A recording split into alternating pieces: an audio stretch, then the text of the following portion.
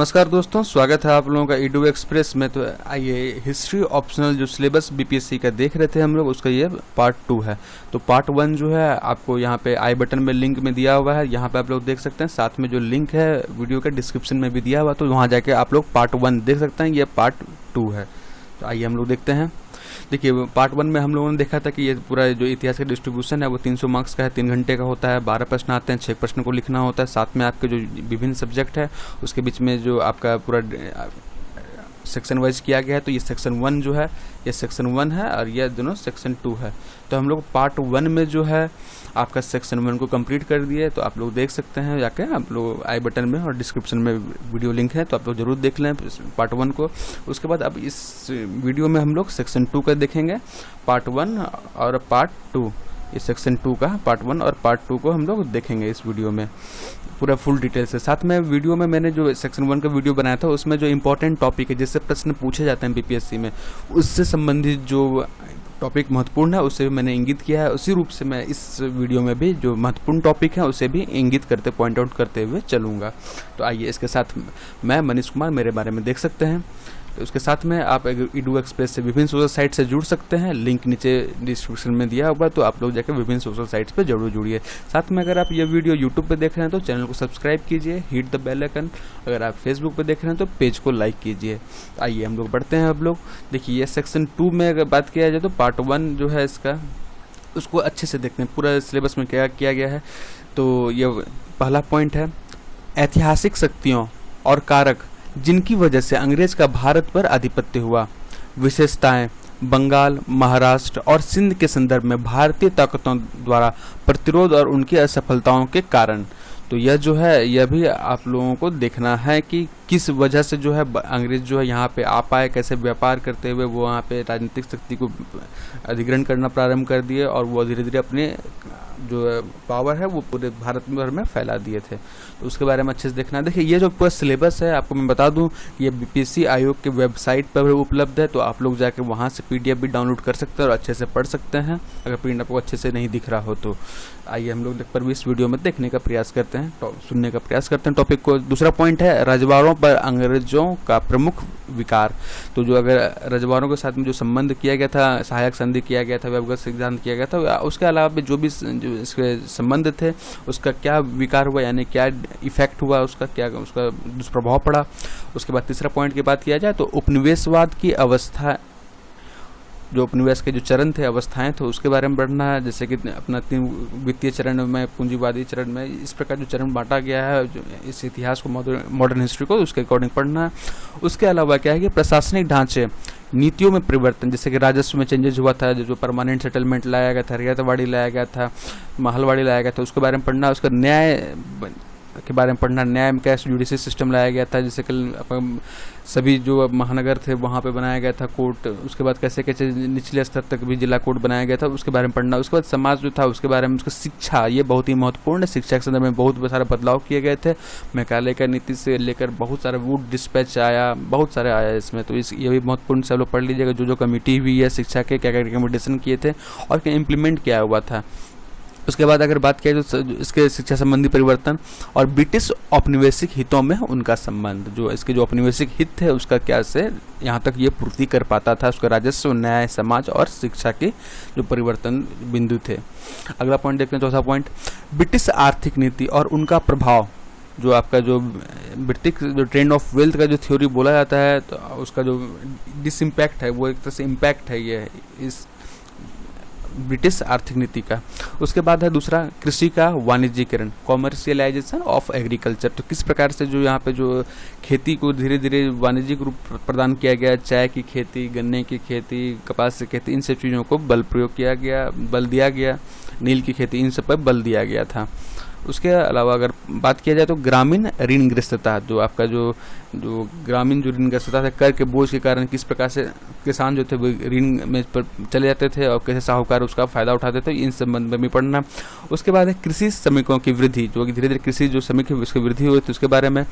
क्योंकि जो क्या दस्तकारी उद्योगों का विनाश हो रहा था, क्योंकि यहाँ पर अपना औद्योगिक संरक्षणवाद की नीति अपनाया गया जा रहा था ब्रिटिश द्वारा। उस कारण से जो भारतीय उद्योग थे, दस्तकारी उद्योग थे, उसका विनाश हो रहा था। उसके बाद संपत्ति के पलायन, ये जो उसको ड्रेन ऑफ वेल्थ बोलते हैं। तो ये जो थ्योरी थी ये दादा भाई नौरोजी द्वारा दिया गया था, और भी बहुत सारे जो इतिहासकार हैं उनके द्वारा भी एनालिसिस किया गया। तो उसके अलावा कि आधुनिक उद्योगों की वृद्धि, पूंजीवाद वर्ग का उदय, तो जो नए नए भारत में उद्योग लग रहे थे, चीनी मिल उद्योग लग रहे थे, इसके अलावा भी अन्य जो उद्योग लग रहे थे उसके बारे में देखना है, और साथ में जो पूंजीवाद का वर्ग का जो उदय हो रहा था उसकी क्या भूमिका थी वो देखना है, और साथ में ईसाई मिशनरी की गतिविधि है। तो देखिए 1813 का एक्ट में जो है आपका जो ईसाई मिशनरी को यहाँ भारत में धर्म प्रचार का आदेश मिला था, एक तरह से उसको आज्ञा मिली। उसके बाद भारत में जो बहुत सारा ईसाई जो मिशनरी है वहाँ की गतिविधियाँ धर्म परिवर्तन में लिप्त हो गई। तो उसके बारे में भी आप लोगों को देखना है।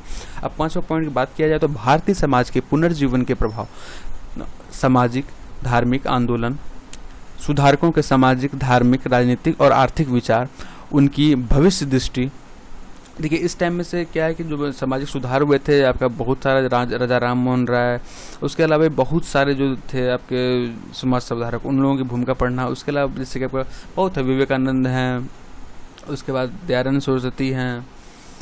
देखिए उसके अलावा क्या है कि 19वीं शताब्दी के पुनर्जागरण का स्वरूप जो भारत में होता है, उसकी सीमाएं, वो कहाँ तक, उसकी सीमाएं क्या थी, उसके जातिगत आंदोलन, विशेषकर दक्षिण और महाराष्ट्र के संबंध में। देखिए ये जो है जातिगत आंदोलन जो निचले वर्ग के द्वारा जो है वो जातिगत आंदोलन प्रारंभ किया गया था। ज्योतिबा फूले वगैरह इन सब का बहुत महत्वपूर्ण योगदान था, जो अछूतों को जो एक तरह से जातिगत रूप से उच्च प्रतिष्ठा दिलाने का प्रयास कर रहे थे। उसके बाद अगर बात किया जाए तो आदिवासी विद्रोह, विशेषकर मध्य एवं पूर्वी भारत में। देखिए आदिवासी विद्रोह के बारे में बात किया जाए तो बिहार के संदर्भ में संथाल विद्रोह हो गया, आपका मुंडा विद्रोह हो गया, उसके अलावा हो, खेरवार और अन्य जो भी विद्रोह हुए थे उन सब के बारे में आप लोगों को ओवरऑल जानकारी रखनी है कि किस प्रकार से हुए थे, क्यों हुए थे, क्या कारण थे उसके। उसके बाद अगर बात किया जाए तो अगला पॉइंट, 6वां पॉइंट है नागरिक विद्रोह। नागरिक विद्रोह 1857 का नागरिक विद्रोह और कृषि विद्रोह, विशेषकर नील बगावत के संबंध में दक्षिण के जो अपने दंगे हैं, दक्षिण के दंगे और मोपला बगावत, जो मोपला विद्रोह हुआ था। दक्षिण में दंगे एक्चुअली क्या था कि यहाँ पे जो दक्षिण में केरल के पास में जो है वहाँ पे जो आपका जो ज़्यादातर जो कृषक थे वो मुस्लिम वर्ग से थे, और जो आपका जो जमींदार थे, भूमपति थे, वो हिंदू वर्ग से थे। तो जब धीरे धीरे जब किसान वर्गों द्वारा जो है, मजदूर वर्गों द्वारा विरोध किया गया तो धीरे धीरे यह आंदोलन जो है सांप्रदायिक होते गया। तो इसको भी ध्यान रखिएगा, मोपला विद्रोह के बारे में भी ध्यान रखिएगा।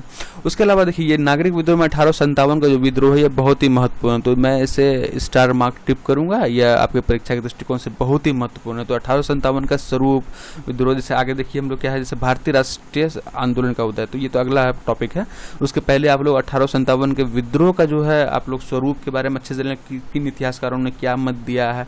किसी ने प्रथम स्वतंत्रता संग्राम बोला है, किसी ने इसे न प्रथम संग्राम बोला है, ना आप लोगों की सैनिक विद्रोह बोला है। तो विभिन्न मत है, किसी ने से बोला कि ये धार्मिक आंदोलन था, धार्मिक विद्रोह था, किसी ने सैनिक विद्रोह बोला, किसी ने स्वतंत्रता संग्राम बोला। तो इन सब एंगलों पे आप लोग अच्छे से पकड़ बना लें, क्योंकि इससे जो है बीपीएससी में मेंस में प्रश्न बन जाते हैं, घुमा फिरा के प्रश्न पूछा जाता है, तो इससे आप लोग अच्छे से कंप्लीट कर लें। उसके बाद अगला टॉपिक है 7वां पॉइंट, भारतीय राष्ट्रीय आंदोलन का उदय, विकास। जैसे कि भारत में राष्ट्रवाद के सामाजिक आधार, जो भारत में जो राष्ट्रवाद उभर रहा था उसका सामाजिक आधार को दिखाना था, साथ में प्रारंभिक राष्ट्रवादियों और उग्र राष्ट्रवादियों की नीतियां और कार्यक्रम।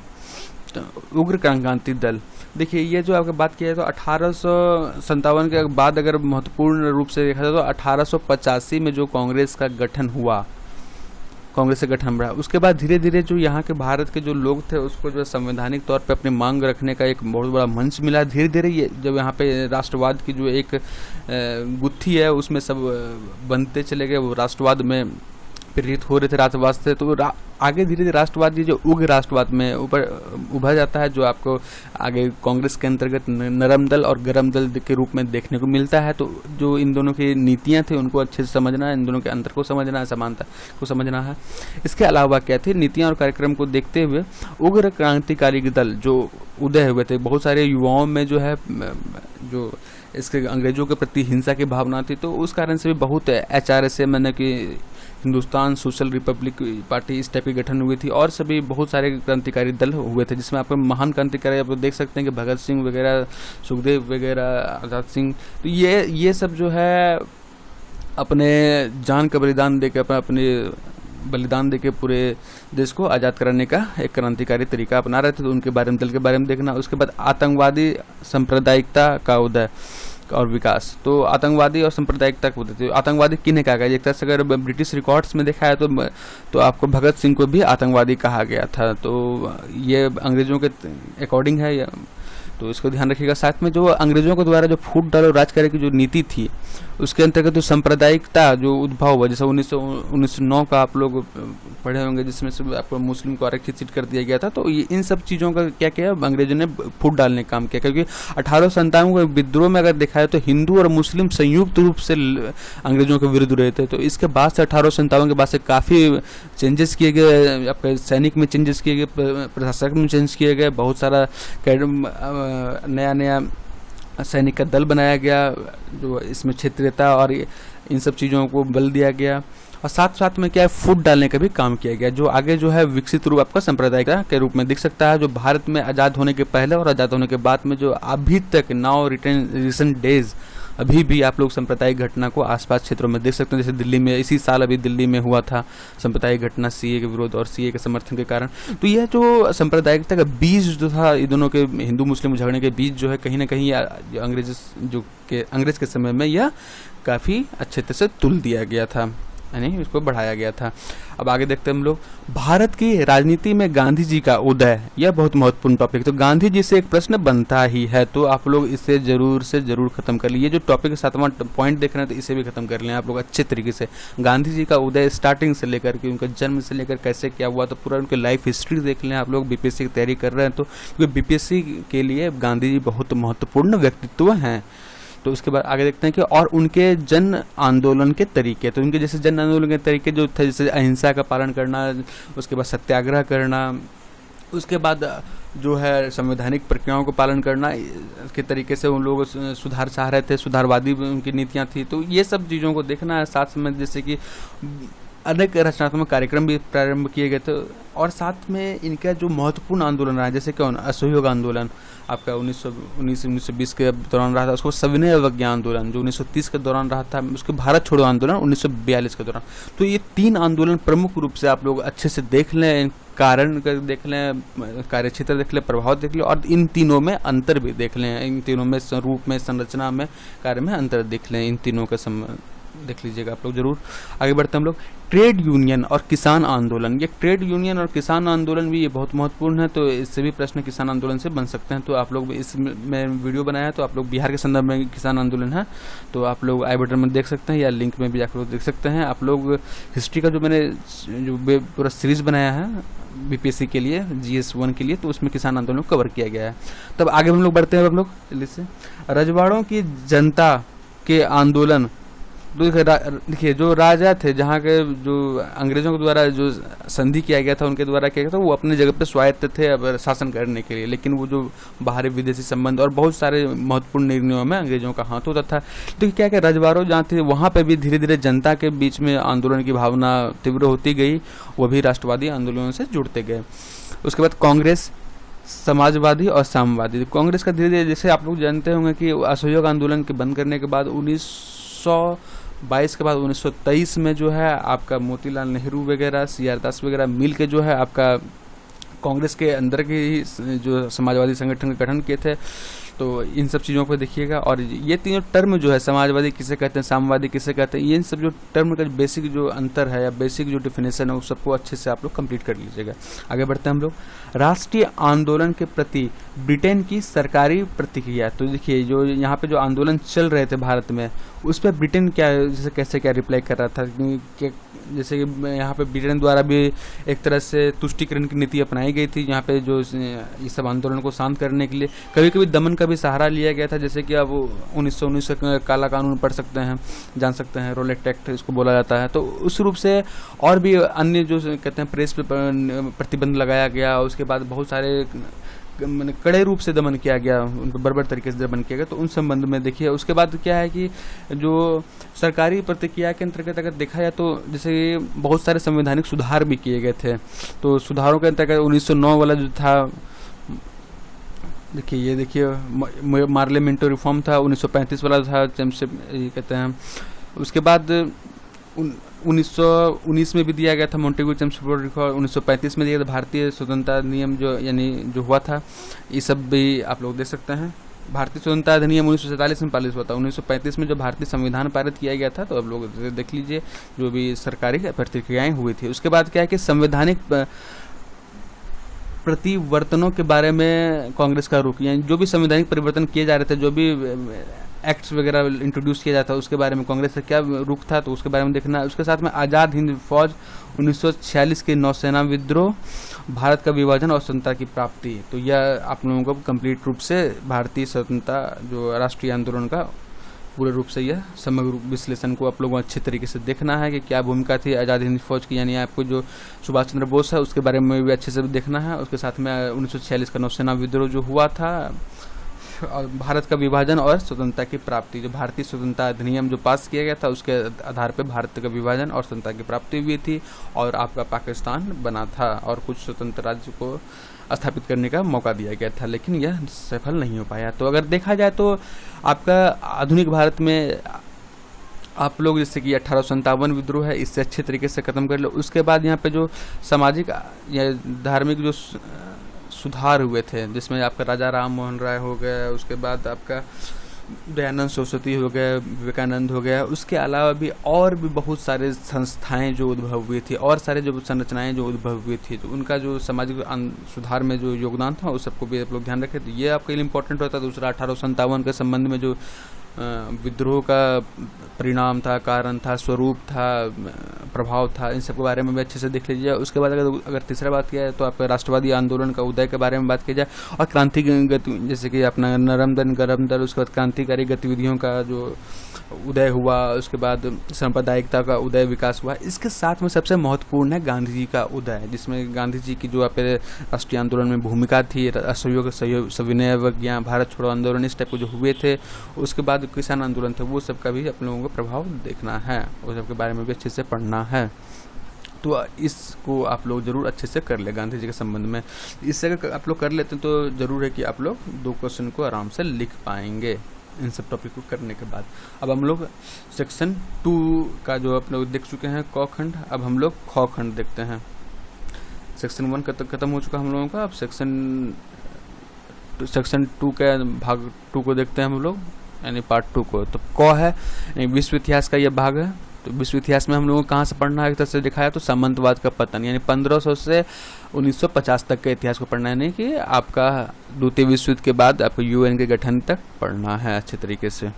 तो जिसमें स्टार्टिंग में भौगोलिक खोजे में जैसे सामंतवाद का पतन हुआ था, पूंजीवाद का प्रारंभ हुआ था, यूरोप में पुनर्जीवन और धर्म सुधार, या जो आपका जो एक तरह से बोला जाता है कि आपका रेनेसा पीरियड और वहाँ पर पुनरुत्थान जो पुनर्जागरण पीरियड हुआ था, उस के बारे में अच्छे से देखना है। उसके नवीन निरंकुश राजतंत्र और राष्ट्र राज्य उदय, तो जो नए जो नेशन स्टेट्स बन रहे थे उसके बारे में पढ़ना है, और जो मोनार्की स्टेट थे, निरंकुश स्टेट थे, उनके बारे में भी देखना है। आगे है कि पश्चिमी यूरोप में वाणिज्यिक क्रांति, वाणिज्यवाद। तो वाणिज्यवाद के संदर्भ में देखना है किस प्रकार से वाणिज्यवाद फैलता गया और ये एक कॉन्टिनेंट से दूसरे कॉन्टिनेंट में फैलता गया ये। उसके बाद इंग्लैंड में संसदीय सुधारों का विकास, उसके बाद संसदीय संघों का विकास, संसदीय संघ जो थे इंग्लैंड में उसका कैसे क्या डेवलपमेंट हुआ। उसके बाद 30 वर्ष युद्ध, 30 ईयर्स वार जो हुए थे रिलीजियस आधार पर हुए थे, इसको देखना है। उसके बाद यूरोप के इतिहास में इसका महत्व जो है 30 वर्षीय युद्ध का और संसदीय संघों का, तो इसको भी अच्छे से देखना है। तो ये आप लोग स्टार्टिंग का फेज में, स्टार्टिंग के जो इतिहास हैं वो विश्व के, उसको खत्म कर ले। उसके बाद फ्रांस का प्रभुत्व, ये देखिए ये फ्रांस का जो एक तरह से क्रांति है, या फ्रांस का संदर्भ जो है वो बहुत महत्वपूर्ण होता है इतिहास में। तो देखिए क्या है कि विश्व के वैज्ञानिक दृष्टिकोण का उदय, जैसे प्रबोधन का युग, अमेरिकी क्रांति और इसका महत्व, जैसे हम लोग बताए थे प्रबोधन का युग यानी एनलाइटमेंट का युग हुआ था। उसके बाद साइंटिफिक डेवलपमेंट हुए थे, उसके बाद नए नए आविष्कार हो रहे थे। तो और एक जो धार्मिक एंगल से हम लोग सोचने का जो दृष्टिकोण था उसमें परिवर्तन हो रहा था। अब हम लोग वैज्ञानिक दृष्टिकोण से, तर्क के आधार पे जो है हम लोग अब कोई भी चीज़ को देख रहे थे। तो ये वैज्ञानिक दृष्टिकोण का उदय जो थी, ये नवीन अवधारणा थी उस समय के लिए।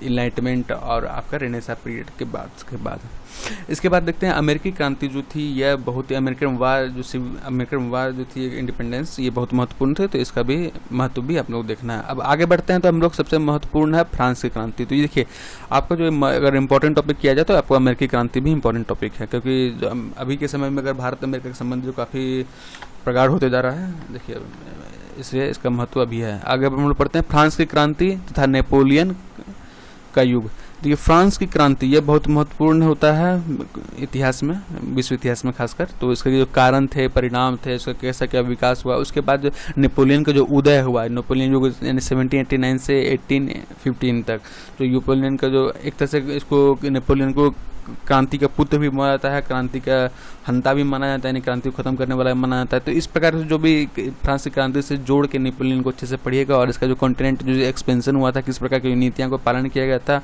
और जो इनके द्वारा जो भी भूल हुई थी उनको भी अच्छे से देखिएगा। तो ये जो दोनों आपका टॉपिक इंपॉर्टेंट हो जाता है विश्व इतिहास में। अगला टॉपिक अगला देखते हैं पॉइंट, विश्व इतिहास में इसका महत्व, जो आपका नेपोलियन फ्रांस की क्रांति है और नेपोलियन का उदय है, तो इसका महत्व देखना है। पश्चिमी यूरोप में सुधारवाद तथा प्रजातंत्र का विकास, तो आपका जो कैसे धीरे धीरे डेमोक्रेसी डेवलप हो रहा था पश्चिमी यूरोप में, तो उसका बाद देखना है और कैसे रिफॉर्म किया जा रहा था 1815 से 1914 तक का आपको देखना, 100 वर्षों का लगभग। उसके बाद है औद्योगिक क्रांति का वैज्ञानिक तथा तकनीकी पृष्ठभूमि, यूरोप के औद्योगिक क्रांति की व्यवस्थाएं, यूरोप में सामाजिक तथा श्रम आंदोलन। देखिए ये औद्योगिक क्रांति जो है धीरे धीरे जो देखिए आपका अगर ये एक दूसरे से इंटरकनेक्टेड है, धीरे धीरे इससे मान के चलिए आपका प्रबोधन खत्म हुआ, आपका ये प्रबोधन आपका आया, इनलाइटमेंट आया, उसके बाद अगर देखा है तो वहाँ का जो पुरातन व्यवस्था थी वो जैसे कि आपका ये पूरा हायरार्की सिस्टम था, तो ये जैसे ऊपर नोबल प्रिस्ट वगैरह होते थे, तो वो धीरे धीरे जन सामान्य होते थे, यहाँ जनरल पीपल होते थे, तो वो क्या है कि धीरे धीरे इनसे में परिवर्तन आया। तो पहले जो है निरंकुश शासन हुआ करता था, धीरे धीरे अब यह प्रजातंत्र की ओर विमुख हुआ, जहाँ पे इन सब का शासन होगा, इनके द्वारा चयनित शासन के द्वारा यहाँ पर स्थापित किया जाएगा राजा को, यानी जो शासन का हेड होगा। तो इन सब चीज़ों का काफ़ी बढ़त हुआ।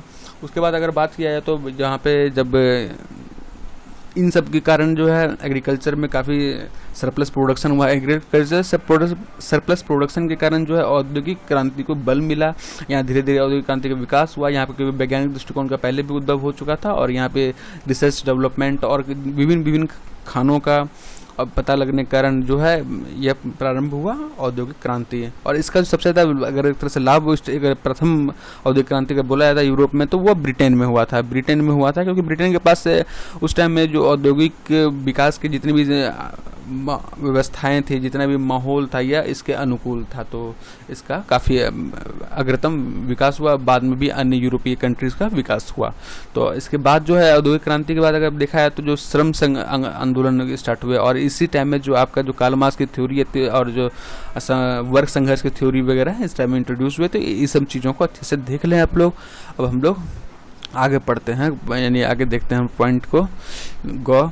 विशाल राष्ट्र राज्यों का सुदृढ़ीकरण, इटली का एकीकरण, ये भी बहुत महत्वपूर्ण है। जो इतिहास में जो विश्व इतिहास में इटली का एकीकरण महत्वपूर्ण है। इसके चरण में विभिन्न चरण थे और उसका जर्मन साम्राज्य का आबादीकरण, एक तरह से जर्मन का भी एकीकरण। तो इन दोनों को अच्छे से पढ़ लीजिएगा, इटली जर्मनी का एकीकरण। उसके बाद अमेरिका का सिविल वार जो आपका 1850 के दशक में हुआ था, 1800, तो उसके बारे में भी आप लोग अच्छे से पढ़ ले। तो ये बहुत महत्वपूर्ण था अमेरिका के संदर्भ में। तो ये जो जितने भी टॉपिक देख रहे हैं ये सभी आपके लिए महत्वपूर्ण है। तो 19वीं और 20वीं शताब्दी में एशिया तथा अफ्रीका में उपनिवेशवाद तथा साम्राज्यवाद। तो इसके बाद जो आपका 19वीं सदी और 20वीं सदी में जो एशिया और अफ्रीका में धीरे धीरे किस प्रकार से उपनिवेशवाद का जो नया स्वरूप देखने मिला, साम्राज्यवाद का नया स्वरूप देखने मिला, किस प्रकार से ये इसी की जो आकांक्षाएं उपनिवेशवाद और साम्राज्यवाद की आकांक्षाएं जो आगे जो है विश्व युद्ध की ओर लेके गई थी। तो इन सब चीज़ों को अच्छे से पढ़ लें। अब अगला पॉइंट देखते हैं, चीन तथा पश्चिम शक्तियों जैसे जापान और इसके उदय की बड़ी शक्तियों के रूप में आधुनिकीकरण। तो इन सब के बारे में आप लोगों को देखना है किस प्रकार से ये आप लोग स्ट्रेंथ को मजबूत किया और धीरे धीरे बड़ी शक्ति के रूप में आधुनिकृत हुए। अगला देखते हैं कि यूरोपीय शक्ति तथा ओटोमन एम्पायर 1815 से 1914, क्योंकि यहाँ तक फर्स्ट वर्ल्ड के बाद ओटोमन एम्पायर ख़त्म हो गया था, जिसके जो सेवरे की संधि हुई थी, सेवरे के संधि के सद में तो यहाँ पे भारत में जो है आपका खिलाफत आंदोलन हुआ था इसके विरोध में सेवरे की संधि के विरोध में, क्योंकि जो है ओटोमन एम्पायर के जो मुस्लिम खलीफत थे यानी खलीफा थे, उनको जो है पूरे विश्व में जितने मुस्लिम है उसका लीडर माना जाता था, उसका राजा माना जाता था। और इसका ओटोमन एम्पायर के विघटन के बाद यानी जो 19 प्रथम विश्व युद्ध के बाद जो है विघटित हो चुका था। अब हम लोग आगे देखते हैं प्रथम विश्व युद्ध, युद्ध का आर्थिक तथा सामाजिक प्रभाव और पेरिस की संधि। तो ये पेरिस की संधि 1919 में थी। इसी के अंतर्गत 4-5 संधि हुई थी, जिसमें एक संधि सेवरे की संधि है। तो इसको अच्छे से पढ़ लें तो ये आपके लिए बहुत महत्वपूर्ण हो जाता है। तो इसे मैं स्टार मार्क कर दूंगा, प्रथम विश्व युद्ध।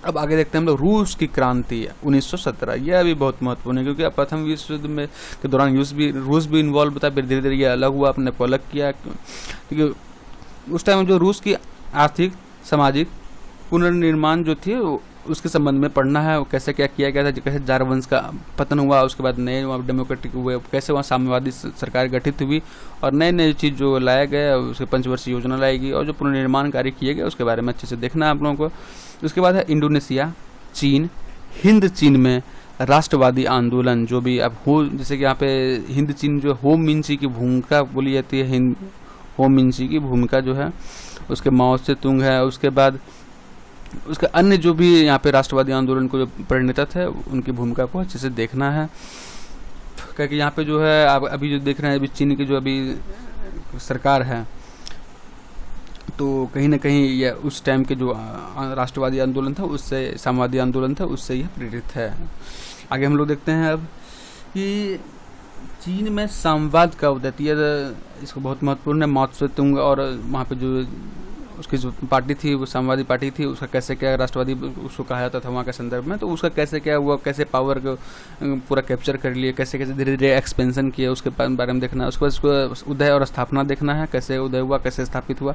उसके बाद देखिए अरब संसार में जागृति, जो आपका जो अरब स्प्रिंग एक तरह से बोला जाता, तो अरब स्प्रिंग क्या था उसको देखना है। उसका मिस्र में स्वाधीनता, सुधार हेतु संघर्ष, कमाल अतातुर्क के अधीन आधुनिक तुर्की का आचिरधान, मतलब कि जो कमाल अकातुर्क है इसके अधीन जो मॉडर्न टर्की बना था, क्योंकि मॉडर्न टर्की में अगर बात किया जाए तो 98% तक मुस्लिम थे, लेकिन जो है टर्की को जो है मुस्लिम राष्ट्र घोषित ना करके या सेकुलर राष्ट्र उस दशक में यानी कि 1950 के दशक में घोषित किया गया था। तो ये बहुत ही जो कमाल अतातुर्क है उसके द्वारा सराहनीय कदम उठाया गया था और पूरे विश्व को संदेश दिया गया था कि जो तुर्क है वो कहीं ना कहीं सेकुलर के पथ पे चलता है, सेकुलरिज्म के पथ पे चलता है। तो ये भी बहुत महत्वपूर्ण है। ये एक तरह से कमाल अकातुर्क जो है वो आधुनिक तुर्की के पिता माने जाते हैं।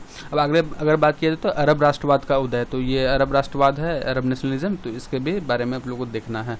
तो ये भी आपके लिए महत्वपूर्ण है। तो आपका ये जो टॉपिक है टोटल, ये जो आपका चीनी में साम्यवाद उदय और स्थापना से लेकर ये अरब के स्प्रिंग तक, अरब के राष्ट्रवाद तक, उसके बाद आपका तुर्की का जो अकातुर्क है, उसके बाद अगर बात किया तो देखिए हाँ अभी और मैं बता दूं, अगर तुर्की बात की जाए तो आधुनिक तुर्की में अभी जो सोफिया है वहाँ पे म्यूजियम जो थी उसको मस्जिद के रूप में तब्दील किया जा रहा है। अभी की न्यूज़ है, अभी इसी सप्ताह की बात किया जाए न्यूज़ है कि जो वहाँ के तुर्की की मस्जिद है सोफिया, उसको म्यूज़ियम को बदल दिया जा रहा है, मस्जिद में बदल दिया जा रहा है। तो पहले यह जो था एक तरह से जब प्राचीन समय से ये काफ़ी हजार सालों से भी है, यहाँ पे पहले ईसाई का प्रभुत्व था, वहाँ पे मंदिर था, फिर उसके बाद उसको चेंज किया गया, वहाँ पे उसको बना दिया गया था म्यूज़ियम, अकातुर्क के द्वारा बनाया गया था म्यूज़ियम 1954 मेरे ख्याल से उस दौरान। लेकिन बाद में अभी के समय में नाउ इन रिसेंट डेज क्या है कि अब वो म्यूज़ियम को जो तो धार्मिक एक तरह से था उसको अलग करने का प्रयास किया गया था अकातुर्क के द्वारा। लेकिन जो अभी के जो वहाँ वर्तमान शासक हैं,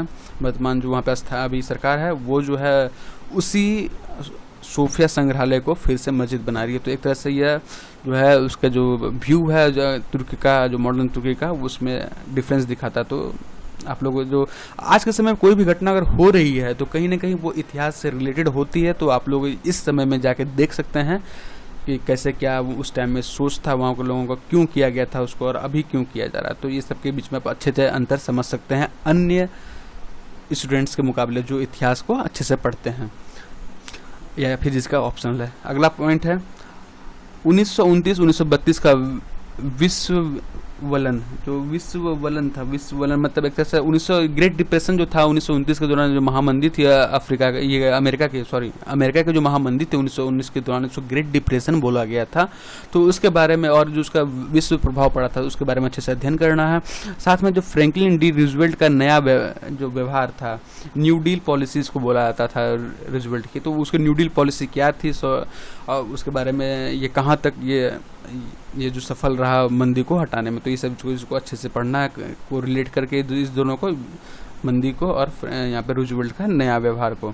उसके बाद है यूरोप में सर्वसत्तावाद, इटली में मोहवाद, जर्मनी में नाजीवाद, जापान में सैन्यवाद, द्वितीय विश्व युद्ध का उद्गम और परिणाम। देखिए, अगर प्रथम विश्व युद्ध की बात किया जाए तो धीरे धीरे अब क्या है कि प्रथम विश्व के बाद जो यूरोप में संरचनाएं थी वो काफ़ी परिवर्तित हो गई। तो उसमें जो है सर्वसत्तावाद की जो अवधारणा थी वो बढ़ रही थी, एक राज्य दूसरे राज्य को अधिग्रहण करना चाह रहे थे। उसके बाद इटली में मोहवाद की जो है वो चीज़ संकल्पना थी, जैसे कि आप लोग जानते हैं। उसके बाद जर्मनी में आपका नाजीवाद, जैसे कि आप लोग जानते हैं हिटलर द्वारा ये नाजीवाद किया जा रहा था, नाजीवाद। और यहाँ पे इटली में फांसीवाद, नाजीवाद। तो आप लोग ध्यान रखिएगा, इन दोनों के बारे में पढ़िएगा। ये दोनों का काफ़ी महत्वपूर्ण योगदान था द्वितीय विश्व युद्ध को कराने में। उसके बाद है जापान में सैन्यवाद। जापान में जो सैन्यवाद है ये भी काफ़ी चरम सीमा में पहुंच चुके थे। बहुत जैसे जापान और रसिया का लड़ाई हुआ था, उसके बाद जापान में चीन का लड़ाई हुआ था। तो धीरे धीरे जापान जो है अपनी सैन्य शक्ति को काफ़ी बढ़ा रहा था, तो उसके सैन्यवाद को काफ़ी बल दे रहा था। तो इन सब के कारण जो है सेकेंड वर्ल्ड वार हुआ, जिसमें आपका जो जैसे जर्मनी का नाजीवाद था, उसका उदय के कारण अगर आप देखेंगे तो कहीं ना कहीं ये प्रथम विश्व युद्ध का जो संधि हुआ था, पेरिस की संधि हुई थी, तो उसको अपमानजनक संधि मानता था जर्मन। तो उसके कारण से कहीं ना कहीं नाजीवाद को बल मिला। और वो जो है नाजी, अगर बात किया जाए तो हिटलर जो है यहूदियों के खिलाफ जो है बहुत ही क्रूर अमानवीय व्यवहार किया था। उसके साथ में होलोकास्ट किया गया था, एकदम भीड़ समूह में मार दिया जाता था। तो इन सब के जो विभत्स घटनाएं किया गया था, उसके बाद अन्य देशों के जो साम्राज्यवादी आकांक्षाएं थे वो बल मिलने के कारण द्वितीय विश्व युद्ध हुआ था। उसके बाद जो द्वितीय विश्व के परिणाम हुए थे उसको भी आप लोग देखते हुए, जैसे यूएन के गठन के वगैरह हुआ था। उसके बाद बहुत सारे राष्ट्र जो थे वो आज़ाद हुए थे। उसके अलावा बहुत सारे जो परिणाम हुए थे उसको भी अच्छे से आप लोग पढ़ लें। तो इस प्रकार से आप लोग देख सकते हैं इस पूरे टॉपिक में, अगर विश्व इतिहास में बात किया जाए तो आपका जो ये सब जो मैंने टिक लगाया है, जो स्टार मार्क किया है, वो बहुत ही महत्वपूर्ण टॉपिक है। और आप लोग ये पिछले साल तो इससे पूछा भी गया था बाकायदा, 1929 का जो ग्रेट डिप्रेशन आया था, उसके बाद उसको फ्रैंकलिन डी रूजवेल्ट का जो न्यू डील पॉलिसीज था, ये सब जो आपसे पूछा जा सकता है। तो first world war, second world war, new deal policies हो गया। उसके बाद आपका चीन में जो साम्यवादी सरकार है ये भी अच्छे से पढ़ लें, क्योंकि चीन से अभी भारत का टेंशन चल रहा है। तो कहीं ना कहीं जो अभी जो सरकार है इसका जो है रूट्स है उसके पुराने टाइम में जाता है। उसके बाद रूस की क्रांति वगैरह क्योंकि प्रथम विश्व युद्ध के अंतर्गत ही थी, तो इसे भी अच्छे से पढ़ लें। तो मेरे ख्याल से जो आपका वर्ल्ड हिस्ट्री में बहुत ही सेलेक्टिव नहीं, पूरे एक तरह से अगर देखा जाए तो यहाँ पे आपका 450 साल का इतिहास है। 450 साल के इतिहास को आप लोग एक तरह से ओवरऑल अच्छे से जानकारी रख लें, और इन सब जो विभिन्न टॉपिक हैं तो इन सबको अच्छे से ख़त्म कर ले। खासकर फ्रांस की क्रांति से जो आपको प्रारंभ होता है लेकर आपको द्वितीय विश्व के युद्ध के अंत तक आप लोग जो पूरे ओवरऑल टॉपिक को देख ले। खासकर जो महत्वपूर्ण टॉपिक है, जो प्रथम विश्व युद्ध, द्वितीय विश्व युद्ध, इसके अलावा रूस की क्रांति वगैरह, फ्रांस का जो क्रांति हुई थी, अमेरिकी क्रांति हुई थी, इन सब चीज़ों को देखते हुए अच्छे से कंप्लीट कर लें। मेरे ख्याल से इस वीडियो में आपको काफ़ी कुछ समझने में सहायता मिला होगा कि किस प्रकार से सिलेबस को कवर करें हम लोग, और किन किन सब्जेक्ट पे, किन किन टॉपिक पे हम लोग फोकस करें, ताकि हम लोगों को अच्छे से अच्छे मार्क्स आ पाएँ। तो हम लोगों ने पार्ट 1 में और पार्ट 2 में कुल जो है जितने भी महत्वपूर्ण टॉपिक होते हैं उन सबको अच्छे तरीके से देख लिया, फुल सिलेबस को देखते हुए। तो इसके साथ यह वीडियो समाप्त होता है। ये वीडियो अगर आपको अच्छा लगा तो इसको लाइक कीजिए, इस चैनल को सब्सक्राइब कीजिए, hit the bell icon for latest update, और मिलते हैं हम लोग अगले वीडियो में। थैंक्स फॉर वॉचिंग, और इस वीडियो को जहाँ तक हो शेयर करें और दूसरों तक भी ये नॉलेज पहुँचाएँ। तो मिलते हैं हम लोग नेक्स्ट वीडियो में। धन्यवाद। तो आप लोग फर्स्ट वीडियो जो पार्ट 1 है उससे ज़रूर देख लें अगर नहीं देखे हैं तो।